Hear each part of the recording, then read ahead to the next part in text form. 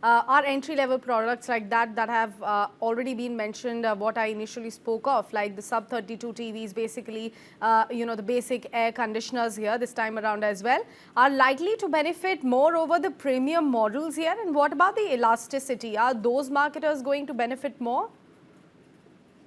No, certainly the fact that now entry-level models are available at much cheaper price Yeah. means that there will be more entry happening at that level. But not just that, there is a ripple effect whenever something like this happens. One is a ripple effect from a perspective of scale, which means that our supply chains become more efficient. We buy more from the world and we localize more in India. More employment gets generated. So, for example, I was watching on news an item called GST loss because of some of these reductions. Of course, if you purely do a mathematics only from the narrow lens, I would say, of GST, it might be seen as a deficit or as a loss. But if you look at it from an economic perspective, the kind of jobs that get created, the kind of SMEs that get benefited, finally the kind of technologies that come in. Because for a long time we've been dependent for many key components, and I mentioned air conditioners and their compressors, on other countries. And now it's time, and we were always saying, when will we bring that technology to India?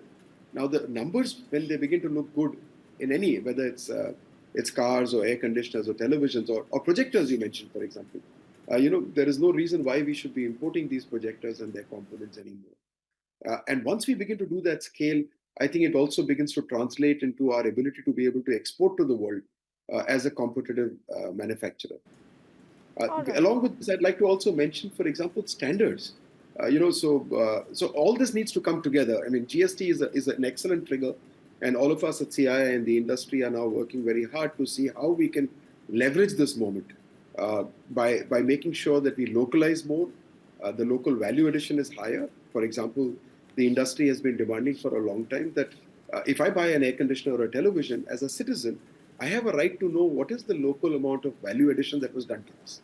Modi has been telling, exhorting Vocal us and for asking local. us to, Yes. yeah, go vocal for local. Now, how do we translate that into action? If I don't know that the laptop I'm buying or the television I'm buying, if one of them is purely imported and white labeled by somebody, while in another one they've done, deep down manufacturing, bought a lot of components in India, the PCBs were assembled in India, which basically means that that company has gone through much more rigor and is adding much more value to my economy. As a citizen, I'd like to award that.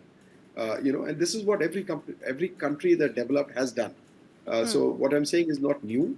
It is time that we wake up to these opportunities and make sure that these triggers that we get in the economy, like this fantastic GST 2.0, brings that this thing. One more additional point I'd like to highlight is not just the tariffs but also the reform. When you say, for example, I noticed things like milk and paneer, has now been brought to zero. What the impact that will have, and also in